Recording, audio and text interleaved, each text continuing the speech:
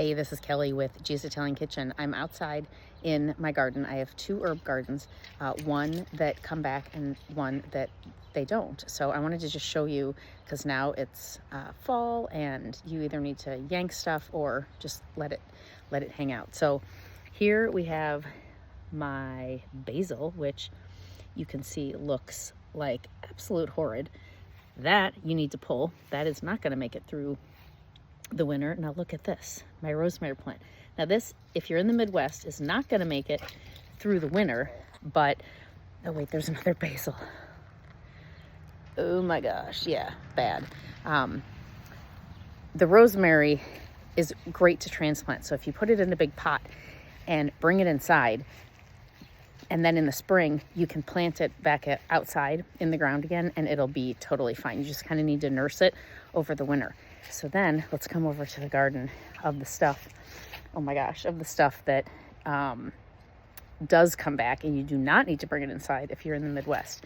So I need to pick my peppers. I've got some bell peppers, little bell babies, sweet ones, and jalapenos. Not sure what I'm going to do with all those. Holy cow. Then this beautiful plant, that is oregano, which I obviously need to take the flowers off, but I haven't used it recently, so I need to do that. Then, oh, and there's a kale. Can you see the little kale right there? That little guy. He actually is gonna not make it through the winter, but they are much hardier and they will stay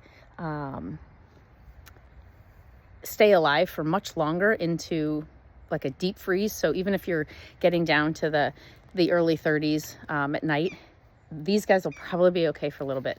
Then look at this monster. That's my sage.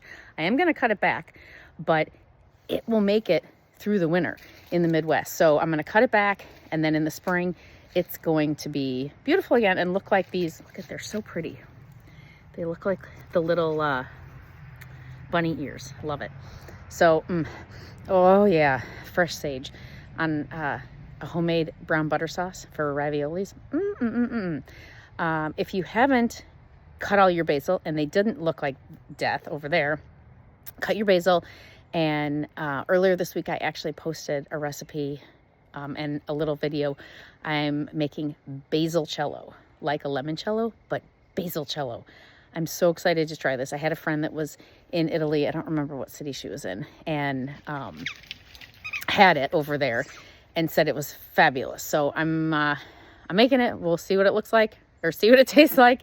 For now, Kelly with Gia's Italian Kitchen. Post some comments or questions in the notes, or send me an email, Kelly, Kelley, at giasitaliankitchen.biz. Gia's, Gias.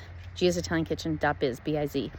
And let me know what's happening in your neck of the woods with herbs outside, what you're bringing inside.